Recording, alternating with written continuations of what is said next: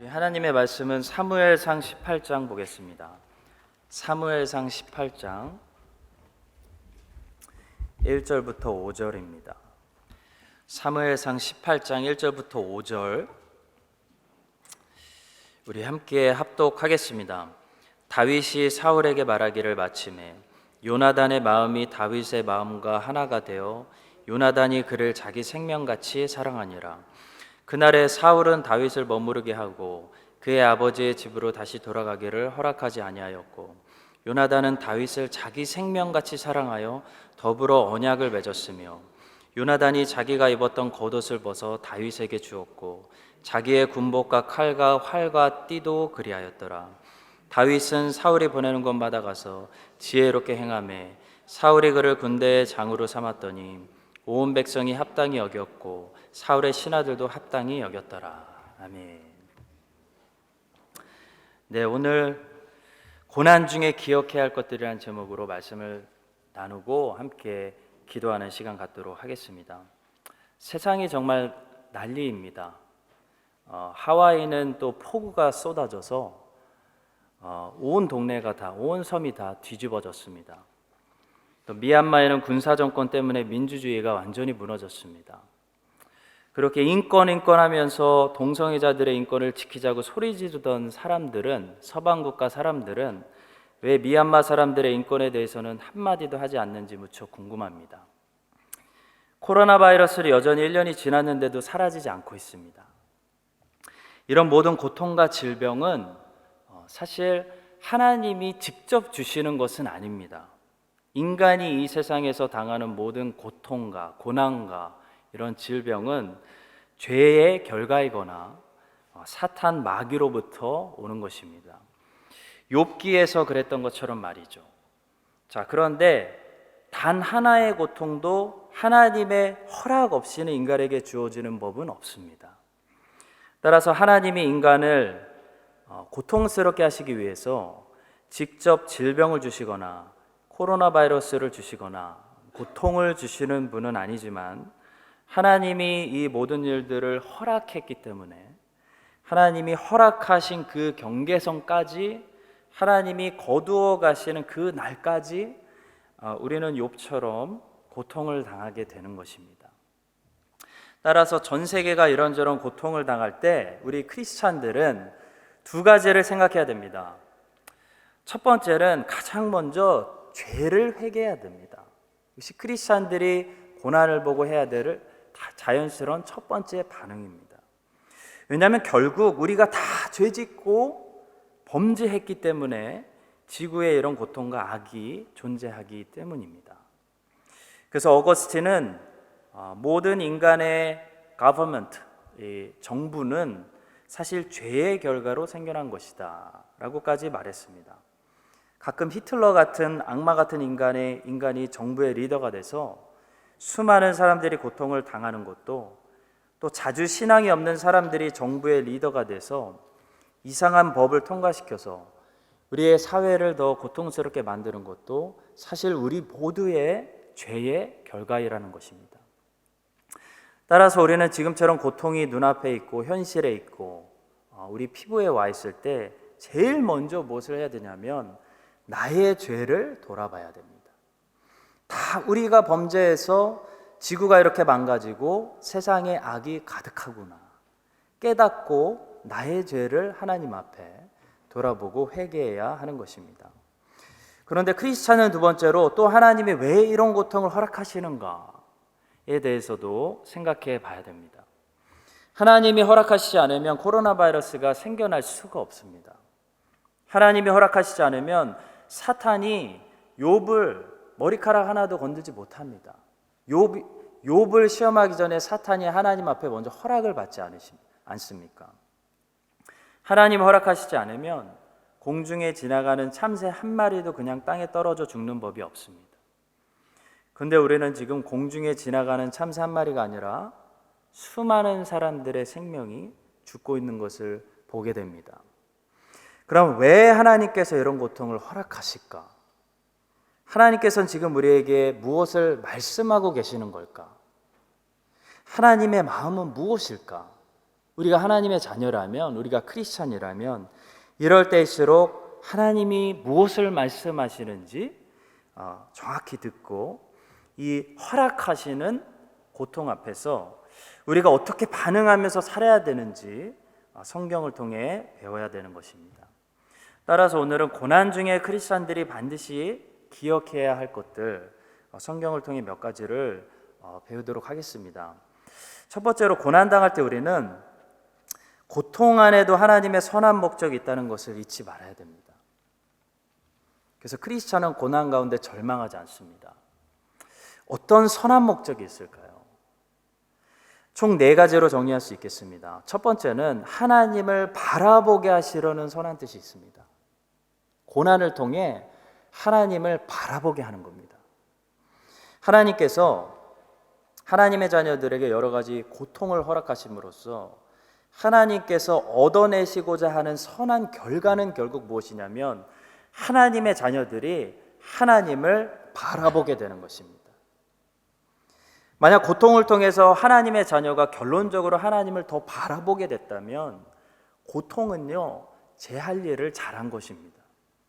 고통은 하나님이 보실 때 하나님의 자녀에게 약인 것입니다. 좋은 도구인 것입니다. 종교마다 고통을 다루는 방법들이 참 다양합니다. 힌두교는 갈마리 교리라고 해서 전생에 지은 죄의 값대로 이 세상에서 고통을 당한다 라는 교리를 믿기 때문에 다음 세상에서 고통을 받지 않기 위해서 선하게 살아라, 곧 고통을 해결할 수 있는 방법은 선하게 사는 거다라고 가리킵니다. 따라서 힌두교 사람들에게 고통을 피하는 방법은 한마디로 착하게 사는 겁니다. 근데 여러분, 선하게 산다고 고통이 없어질까요? 아닙니다. 선하게 살아도 고통은 있습니다. 불교는 열반교리라고 해서 인간의 욕망을 완전히 종식시켜야 된다. 그런 고통도 사라진다. 함께 사라진다. 라고 가르치기 때문에 불교 사람들은 이 고통을 피하기 위해서 모든 욕심과 욕망을 자체를 종식시키려고 합니다. 그래서 자신의 생각과 마음을 비우죠. 한마디로 돌을 닦는 겁니다. 돌을 닦고 초월하고 비우면 고통을 잊을 수 있다는 겁니다. 거짓말이죠. 여러분, 마음을 비운다고 고통이 사라질까요? 잠시 고통을 잊을 수는 있겠지만 있는 거죠. 사라지는 게 아닙니다. 돌아서면 고통은 다시 찾아옵니다. 이슬람은 고통을 어떻게 다룰까요? 무슬림들은 고난을 알라 신이 정해준 운명으로 받아들이는 숙명론을 믿는다고 합니다. 그래서 고난을 받아들입니다. 근데 고난을 극복할 수 있는 소망을 그들은 누리지 못하는 겁니다. 에피쿠로스 학파는 향락주의, 쾌락주의로 고난을 처리하라고 가르칩니다. 굉장히 비겁한 가르침이죠. 고통을 잊기 위해서 술을 마시든지 마약을 하든지 쾌락에 빠져서 고통을 잊으라는 겁니다. 거짓말입니다. 취하는 것으로는 고통을 잠시 마비시킬 수는 있어도 쾌락이 끝나자마자, 깨어나자마자 고통이 더 큰 고통으로 다시 우리에게 돌아온다는 것을 누구나 다 알고 있습니다. 그러면 기독교는 고난을 어떻게 가르칠까요? 기독교는 고난의 신비에 대해서 먼저 다 알 수 없다, 다 알려고 하지 말아라고 가르칩니다. 욥의 친구들이 이런저런 것을 논쟁하고 평생 따졌지만 고난의 신비를 다 알아내지 못했습니다. 하나님은 한마디도 대답하시지 않으셨습니다. 대신 기독교는, 성경은 이것을 가르칩니다. 이거 하나만은 분명하고 명확하게 가르칩니다. 고난을 통해서 소망 되시는 하나님을 바라보라는 겁니다. 하나님을 바라볼 때 고난이 해결되거나 고난이 해결되지 않더라도 하나님을 바라보는 것으로서 고난의 선한 목적을 성취하게 된다는 겁니다. 여러분과 제가 고난이 올 때마다 고난을 통해 결론적으로 하나님을 잘 바라보면 고난을 유익으로 바꾸는 사람들이 되는 것입니다. 고난을 초월할 수 있는, 고난 자체를 극복할 수 있는 능력이 생기는 것입니다. 늘 고난이 올 때 결론적으로 고난을 통해서 하나님을 더 바라보시는 시즌의 삶을 사는, 고난이 올 때마다 하나님을 더 깊이 바라보시는 시즌의 삶을 사는 하나님의 자녀들 되시기를 바라고 소망합니다. 자, 두 번째로 고통의 선한 목적은 죄를 깨닫게 하시기 위한 겁니다. 또 죄를 깨달아서 죄에서 돌이키게 하시기 위한 목적입니다. 선한 목적입니다. 시편 119편 67절과 71절이 말씀합니다. 고난당하기 전에는 내가 그릇 행하였더니 이제는 주의 말씀을 지키나이다.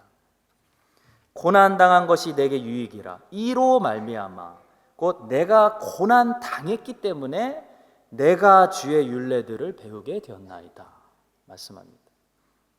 파스칼은 고난당하는 유익에 대해서 이런 말을 남겼습니다.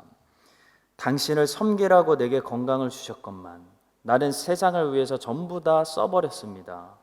이제 나를 일깨워 주시려고 나에게 병을 주셨습니다. 크리스찬이 쓴 이 고통을 다룬 최고의 책 중에 명작이라고 할 수 있는 고통의 문제, The Problem of Pain을 쓴 C.S. 루이스는 이렇게 말합니다. 사람에 따라서 무서운 일이 일어나기 전에는 하나님께 귀를 기울이지 않는 습성들이 남아있다. 그러므로 고통이라는 것은 귀머거리에게 알아듣도록 하는 하나님의 확성기이다 말합니다. 고통이 없었다면 여러분과 저는 우리의 죄를 깨닫지 못하게 된다는 겁니다.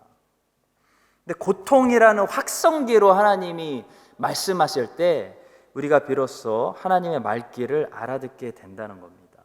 고통을 주셨기 때문에 우리의 죄를 보게 되고 우리의 죄를 깨닫고 반성하게 된다는 겁니다. 참 신기하죠. 사사기에 그런 패턴이 나옵니다. 이스라엘 사람들이 항상 하나님께 돌아오죠. 언제 돌아옵니까? 언제 자기들이 우리가 범죄하였나이다 라고 고백합니까? 하나님께서요, 이스라엘에 있는 평화를 딱 깨뜨리실 때, 주변 국가들을 강하게 해서 이스라엘을 쳐들어오게 하셨을 때, 주여 우리가 범죄하였나이다 하고 하나님께 돌아옵니다. 고통은 우리로 하나님을 바라보게 하고, 고난은 우리가 보지 못했던, 설마 이것이 나에게 있었다라고 생각하지 못했던 죄까지 찾아내서 발견하고 회개하게 합니다. 이 고난의 시기에 우리가 하나님을 바라보고 또 우리의 죄를 더 깊이 애통하며 하나님 앞에 회개하여 언제나 다시 깨끗이 씻음 받을 수 있는 주의 거룩한 백성들 되기를 바라고 소망합니다. 자, 세 번째로 고통의 선한 목적은 하나님의 자녀다운 인격을 만들기 위해서입니다. 그 어떻게 보면 축복인 거죠. 이사야 48장 10절이 말씀합니다. 보라, 내가 너를 연단하였으나 은처럼 하지 아니하고 너를 고난의 풀무불에서 택하였노라 말씀하십니다. 하나님께서 이스라엘을 고난의 풀무불 속에서 연단시켜서 하나님께서 결국 원하시는 이스라엘의 모습을 만들어 내시겠다는 말씀입니다. 이와 같이 하나님께서는 하나님의 자녀들을 고난의 풀무불 속에 던지시고 푹 삶으시고 다 태워버리시고 연단시키셔서 우리 안에 예수님을 닮은 인격이 만들어지도록 하십니다. 할렐루야. 네. 존 밀턴이라는 17세기 영국의 청교도이자 셰익스피어에 버금가는 훌륭한 작가, 시인이 있었습니다. 그분이 이렇게 말했습니다. 오 주님, 이런 고통을 통하여 내 영혼이 수그러짐은 나의 창조자를 섬기기 위함이니이다. 고난은 하나님을 섬길 수 있는 인격을 위해서 필요한 것입니다. 야고보와 요한은 욱하는 성질을 가지고 있었습니다. 예수님께서 보아너게 이 우레 자식들, 번개 같은 자식들이라는 별명까지 지어주셨습니다.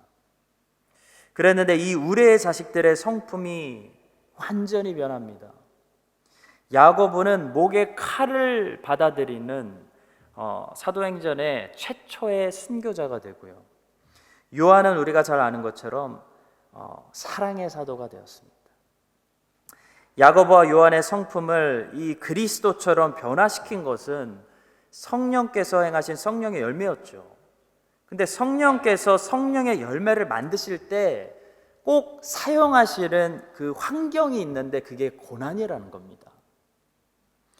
우리는 고통의 고난의 풀무불 속에 들어갔다 나올 때 우리의 모든 보안어개 같은 성품들이 제거되고 성령께서 새롭게 만들어주시는 그리스도의 성품, 곧 사랑과 기쁨과 화평과 오래 참음과 온유와 절제 같은 성품들을 얻게 되는 것입니다. 그러니 우리의 고난의 시간에 조금 더 인내하게 하시는 이유, 조금 더 오래 참게 하시는 이유, 조금 더 절제하게 하시고 조금 더 기뻐할 수 없는 상황 속에서 참 기쁨을 알고 배우게 하시고 조금 더 사랑할 수 없는 사람들마저 더 사랑하게 하시는, 연습하게 하시는 이유는 이 모든 고난의 과정을 통해서 주의 성도들이 예수님의 인격을 닮을 수 있도록 성령께서 고난이라는 이 신비한 환경을 통해 우리에게 지금 새 인격을 입혀주고 계시는 줄로 믿으시기 바랍니다. 고난이 나쁜 게 아닙니다. 마지막으로 하나님께서 고통을 허락하시는 선한 목적은요, 고통을 우리가 배워서 고통당하는 자들을 위로해 줄 수 있는 자들로 세워주시기 위함입니다. 히브리서 2장 18절은 이렇게 이야기합니다. 그가 시험을 받아 고난을 당하였은즉 시험 받는 자들을 능히 도우실 수 있느니라. 간단한 원리입니다. 예수님께서 고통당하는 자들에게 위로가 되시는 이유는요, 예수님께서 고통을 당하셨기 때문입니다. 마찬가지로 하나님께서 우리에게 여러 가지 고통의 경험을 풍성하게 허락해 주시는 이유 중에 하나는 우리가 그런 고통의 경험을 통해서 고통 가운데 있는 사람들을 비로소 이해하고 공감하고 그들에게 하나님이 보내주시는 위로의 선물, 사역자로 위로할 수 있기 때문입니다. 제 어머니께서는 47의 과부가 되셨습니다. 근데 제가 멜번에 살 때 제 어머니께서 그 당시 먼저 일찍 과부가 되신 후에 몇 년 있다가 갑자기 우리 젊으신 집사님들이 차례대로 돌아가시면서 젊은 나이에 과부가 되신 분들이 그 교회에 갑자기 꽤 많이 나오게 되었습니다. 참 신기한 것은요, 과부가 되신 분들이 차례대로 저희 어머니에게 갑자기 전화를 하시고 상담을 받고 자주 만나서 위로를 받는 그런 모습을 저는 옆에서 실제로 많이 지켜보았습니다. 여러분, 과부가 되보지 않은 사람은요, 과부의 아픔을 모르는 겁니다. 고통을 당한 자만이 고통당하는 자를 위로할 수 있는 겁니다. 하나님께서는 여러분과 제가 고통을 모르는 자가 되기를 원하지 않으십니다. 고통을 모르면 우리는 그 고통을 당하는 자들을 위로할 수 없기 때문입니다. 한국에 돌아가신 오카른 목사님께서는 고난의 유익에 대해서 이렇게 말씀하셨습니다. 고난은 문제가 아니다. 훈련이다. 고난을 문제로 보지 말라는 겁니다. 고난을 문제로 보지 말고 하나님의 자녀들의 고난은 언제나 훈련이라는 겁니다. 훈련은 훈련 자체의 목적을 두고 있지 않죠. 훈련은 훈련을 통해 만들어질 그 결과를 위해 존재하는 게 훈련입니다. 훈련은 파이널 데스티네이션이 아닙니다. 마찬가지로 하나님의 자녀들에게 고난은 고난받는 것 자체가 목적이 아닙니다. 고난을 통해 우리가 만들어지고 준비되어질 아름답고 선한 그 결과가 고난의 목적이라는 겁니다. 그래서 고난은 훈련입니다. 따라서 고난은 당장은 우리에게 아프고 힘들고 고통스럽지만 하나님의 사랑이고 하나님의 관심입니다. 하나님을 우리가 더 바라볼 수 있는 기회이고 죄에서 돌이킬 수 있는 하나님이 주신 찬스고 하나님을 더 닮아갈 수 있는 환경이고 고통당하는 자들을 비로소 이해하고 공감하고 위로하는 사역자로 우리가 만들어지는 절호의 기회라는 것을 믿으시기 바랍니다. 성도 여러분, 고난은 아픕니다. 아파요. 그렇기 때문에 우리가 고난을 싫어하는 거죠. 고난이 당장은 아프지만 고난을 통해서 하나님께서 아주 선한 것들을 우리에게 주신다는 거, 아주 선한 것들을 만들어 내신다는 것을 우리가 믿고 인내하고 확신하면서, 감사하면서 고난 중에서도 기뻐하면서 소망을 품고 이 각자 고난의 시간들을 잘 지나가시기를 예수님의 이름으로 간절히 축원드립니다. 자, 두 번째로 고난 당할 때 우리가 기억해야 할 것은 예수님이 나와 친구가 되셔서 나를 도우신다는 사실입니다. 그러니까 고난은 너희들에게 선한 거니까 잘 혼자 당해라가 아니라요, 고난 중에도 동행해 주시고 친구가 되어 주신다는 겁니다. 얼마나 감사합니까? 오늘 우리가 읽은 본문 말씀은요, 다윗이 고난 당하기 시작하기 바로 직전에 주신 말씀입니다. 이 본문 말씀이 이제 끝남과 동시에 다윗에게는 사울의 핍박이라는 정말 인생에 잊을 수 없는 엄청난 흔적이, 엄청난 고난이 남게 됩니다. 자, 그런데 다윗에게 이런 엄청난 고난이 시작되기 전에 하나님께서 다윗에게 주신 한 가지 선물이 있었습니다. 바로 요나단이란 친구를 주십니다. 고통당하는, 핍박당하는 다윗에게 이 요나단이 없었다면 다윗은 그 고통을 절대로 견뎌내지 못하고 완전히 무너졌을 것입니다. 하나님께서는 다윗이 고통을 잘 이겨내고 견뎌낼 수 있도록 그에게 요나단이라는 친구를 주셨습니다. 자, 그런데 놀라운 사실은 우리에게는 요나단보다 훨씬 더 좋은 친구가 있다는 겁니다. 그분이 바로 하나님의 아들 예수 그리스도십니다. 하나님의 아들 예수님이 내 친구가 되어준다는 겁니다. 예수 그리스도께서 마가의 다락방에서 제자들에게 이렇게 말씀하십니다. 요한복음 15장 15절, 이제부터는 너희를 종이라 하지 아니하리니 종은 주인이 하는 것을 알지 못함이라. 너희를 친구라 하였노니 내가 내 아버지께 들은 것을 다 너희에게 알게 하였습니다. 사도들이 나중에 엄청난 유대인들의 핍박, 헤롯의 핍박, 로마의 핍박, 삼중 핍박을 다 받아야 될 건데요, 이걸 다 견뎌낼 수 있었던 것은 그들의 고난 가운데서도 그들을 떠나지 않으시고, 그들을 버리지 않으시고, 홀로 내버려 두지 않으시고 도와주시는, 동행해 주시는 그들의 친구 예수님이 계셨기 때문입니다. 우리도 고난당할 때 우리가 기억해야 할 것은, 성도님들 꼭 기억하십시오. 성도님들 혼자 고난당하는 게 아니라는 겁니다. 예수님이 우리의 친구가 되셔서 우리와 함께 하시고 우리를 도우신다는 겁니다. 본문 말씀 보시면 요나단이 구체적으로 다윗을 어떻게 도왔는지 보여줍니다. 먼저 요나단은 다윗을 자기 생명같이 사랑해 주었다 말씀합니다. 사무엘상 18장 1절이죠. 다윗이 사울에게 말하기를 마침에 요나단의 마음이 다윗의 마음과 하나가 되어 요나단이 그를 자기 생명같이 사랑하니라.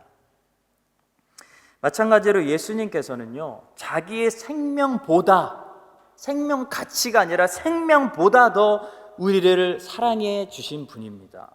요한복음 10장 11절 15절, 나는 선한 목자라, 선한 목자는 양들을 위하여 목숨을 버리거니와 아버지께서 나를 아시고 내가 아버지를 아는 것 같으니 나는 양을 위하여 목숨을 버리노라. 또 사무엘상 18장 3절을 보시면 요나단은 다윗에게 흔들릴 때마다 붙들 수 있는 확신을 주기 위해서 언약을 주었던 친구입니다. 요나단은 다윗을 자기 생명같이 사랑하여 더불어 언약을 맺었으며, 여러분 흔들리고 의심이 들고 힘들 때는 언약이 정말 중요합니다. 언약은 계약서와 같습니다. 마찬가지로 예수님께서도 우리가 흔들릴 때마다 우리가 의지하고 신뢰하고 기억할 수 있도록 절대로 흔들리지 않는 언약을, 새 언약을 피로 우리에게 주셨습니다. 마태복음 26장 28절, 이것은 죄의 사함을 얻게 하려고 많은 사람을 위하여 흘리는 바 나의 피 곧 언약의 피니라.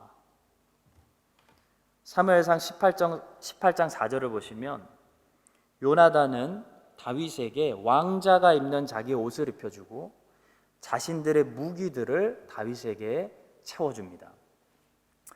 요나단이 자기가 입었던 겉옷을 벗어 다윗에게 주었고 자기의 군복과 칼과 활과 띠도 그리하였더라. 여기서 중요한 단어는 자기가 입었던 옷과 자기의 무기라는 말씀입니다. 아무 옷이나 준다고 좋은 옷이 아닙니다. 어떤 일반 병사들 옷 가져와라 그래서 다윗에게 준 거 아닙니다. 요나단은 왕자입니다. 다윗은 왕자가 입는 옷을 받았고 왕자의 무게를 얻었던 것입니다. 이것이 참으로 다윗에게 위로가 되는 선물이 되었을 것입니다.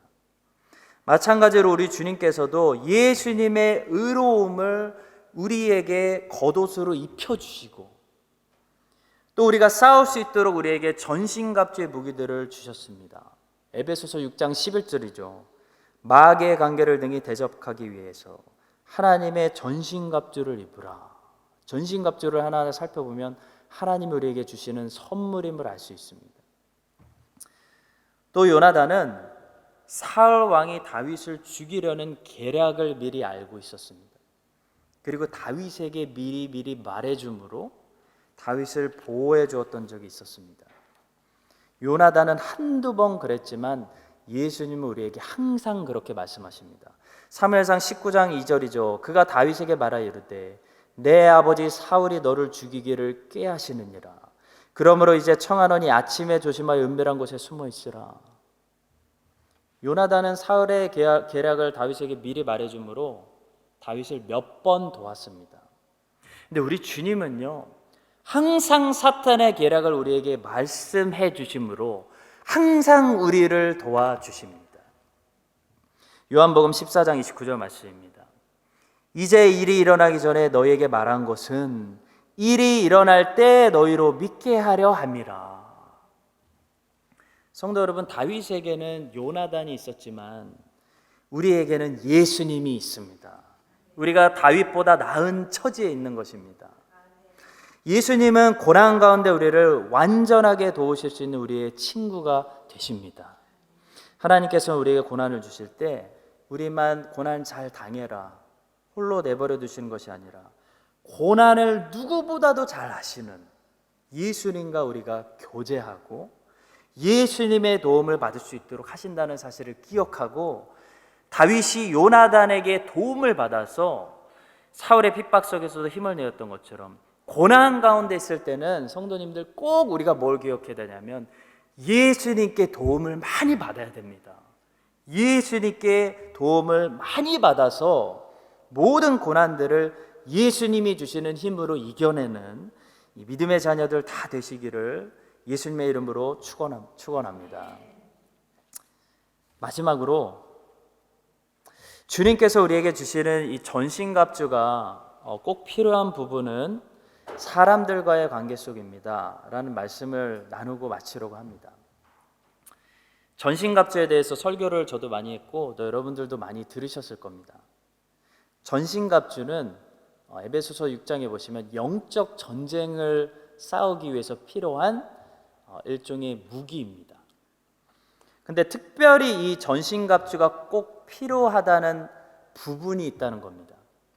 그러니까 특별히 영적 전쟁이 정말 치열한 곳이 있다는 겁니다. 늘 긴장을 풀지 말고 늘 전신갑주로 무장을 하고 있어야 되는 부분, 전신갑주의 말씀의 핵심이죠. 이거를 풀지 말라는 겁니다. 늘 무장하고 있어야 되는 부분이 어디냐면 바로 사람들과의 관계 부분이라고 에베소서가 말합니다. 에베소서는 크게 두 부분으로 나눌 수가 있습니다. 이 사도 바울의 거의 모든 서신서들이 그랬던 것처럼 앞부분 1장부터 3장에서는 교회에 대해서 설명하고요, 4장과 6장에서는 실천에 대해서 설명합니다. 복음이 얼마나 풍성한 것인지, 교회는 얼마나 그래서 풍성한 곳인지 라는 주제를 다루는 서신이 바로 에베소서입니다. 우리가 잘 알고 있는 전신갑주에 관한 것은 에베소서 제일 마지막 결론 부분에 등장하는 것입니다. 사도 바울은 에베소서 6장 10절에서 끝으로 finally 라는 말을 시작으로 이제 이 전신갑주와 영적 전쟁에 대해서 말을 시작하는데요, 이 끝으로 라는 말은 다시 말하면 마지막으로 이제 결론적으로 말하는데 라는 뜻입니다. 자, 그렇다면 사도 바울은 무엇을 말하다가 이제 마지막으로 결론을 내는데 전신갑주를 입어라, 영적 전쟁이 있다라고 결론을 냈을까요? 바로 그 앞부분 에베소서 5장과 6장을 보시면 사도 바울은 세 가지 관계에 대해서 이야기하고 있었습니다. 첫 번째는 남편과 아내의 관계, 두 번째는 부모와 자녀의 관계, 세 번째는 상전과 종의 관계에 대해서 말씀하고 있었습니다.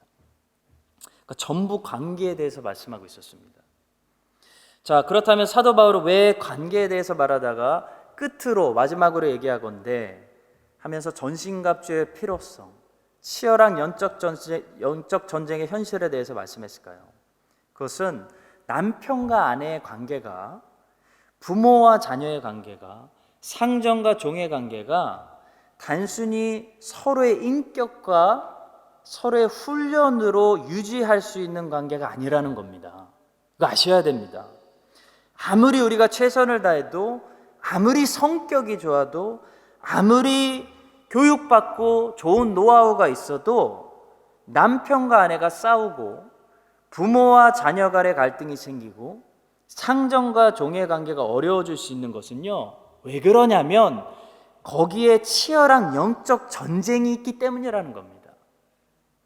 관계를 파괴시키려고 하는 사탄 마귀가 거기 존재하기 때문에 전신갑주를 입고 깨어서 영적 전쟁을 싸우지 않으면 우리의 친절함, 우리의 노력만으로는 남편과 아내가, 부모와 자식이, 상전과 종이 평안과 화평의 관계를 가질 수 없다는 겁니다. 따라서 우리가 모든 관계 속에서 평강과 화평과 샬롬을 누리기 원한다면 성도는 전신갑주를 입고 영적 전쟁을 싸워서 사탄 마귀를 대적해야 됩니다. 사탄 마귀를 대적하는 영적 전쟁에서 승리하지 않는 이상은 샬롬을 관계 속에 누릴 수가 없다는 겁니다. 미국은 2차 전쟁 때 전쟁을 하려고 하지 않았습니다. 히틀러를 무시하고 그냥 미국 내에서만 평화를 누려보려고 끝까지 버티고 있었습니다. 그러다가 진주만이 터진 거죠. 근데 그것은 불가능했습니다. 사실 미국은 착각하고 있었습니다. 왜냐하면 세상에는 히틀러와 나치가 존재하고 일본이 존재했기 때문입니다. 마찬가지로 샬롬을 얻으려면 우리는 먼저 분명히 존재하는 악한 마귀와 영적 전쟁을 싸워서 승리해야만 평화를 얻을 수 있습니다. 사랑하는 성도 여러분, 에베소서를 통해 말씀하시는 것처럼 하나님께서는 우리 성도들에게 풍성한 삶을 허락해 주셨습니다. 풍성한 삶의 모습 중에 하나는 성도가 모든 관계 속에서 화평과 평안과 샬롬을 누리는 것입니다. 자, 그런데 사탄 마귀는 우리를 가만히 내버려 두지 않습니다. 사탄 마귀는 우리의 관계 속에서 역사해서 이간질하고 가십하고 시기하게 하고 팔을 가르게 하고 다투게 하고 나뉘게 한다는 겁니다. 그게 사탄 마귀의 역사입니다. 그래서 사도 바울은 에베소서 4장 앞부분에서 성령이 하나 되게 하신 것을 힘써 지키라고 말했습니다. 에베소서 4장 1절부터 3절입니다. 그러므로 주 안에서 갇힌 내가 너희를 권하노니 너희가 부르심을 받은 일에 합당하게 행하여 모든 겸손과 온유로 하고 오래 참음으로 사랑 가운데서 서로 용납하고 평안에 매는 줄로 성령이 하나 되게 하신 것을 힘써 지키라. 이렇게 성령이 하나 되게 하신 것을 지키기 위해서 겸손해야 되고 온유해야 되고 오래 참고 사랑해야 되고 용납해야 되고 하는 우리의 노력들도 필요한데 에베소서 6장에서 무슨 결론을 냅니까? 전신갑주를 입고 영적 전쟁도 싸워야 된다는 겁니다. 영적 전쟁의 결론이 뭡니까? 모든 기도해야 된다는 겁니다. 기도로 영적 전쟁을 싸워서 사탄 마귀의 역사를 끊어야 된다는 겁니다. 부부가 부부싸움을 하는 것은 단순히 육적인 갈등이 아닙니다. 영적으로 거기 사탄이 역사하기 때문입니다. 부모와 자녀들의 마음이 서로 그렇게 예쁘게 키웠는데 원망하게 되고 갈라서게 되고 돌아서게 되는 거 사탄 마귀의 역사입니다. 단순히 육적으로 부모님들 부족해서가 아닙니다. 혹은 자녀들도 부족해서가 아닙니다. 영적으로 거기 사탄이 역사하기 때문입니다. 회사에서나 일터에서나 교회에서나 사람들이 서로 원망하게 되고 관계가 틀어지고 미워하게 되고 원수가 되는 거 단순히 우리가 뭐 잘못하고 부족해서 생기는 현상이 아닙니다. 그런 간단한 현상이 아닙니다. 영적인 세상에서 사탄 마귀가 이간질하고 분열하기 때문입니다. 여러분과 제가 평화를 지키는 군사로서, 샬롬을 지키는 사람으로서 이 영적인 세상에서 일어나고 있는 일들에 긴장을 멈추지 않고 전신갑주를 입고 영적인 전쟁을 싸워서 모든 기도를 통해 마귀와 귀신들을 쫓아버리고 성령이 하나 되게 하신 교회를 지키고 가정을 지키고 부부관계를 지키고 우리에게 주신 모든 관계들을 잘 지켜내셔서 성도의 풍성한 복을 누리는 그런 승리하는 인생들 되시기를 예수님의 이름으로 간절히 축원합니다.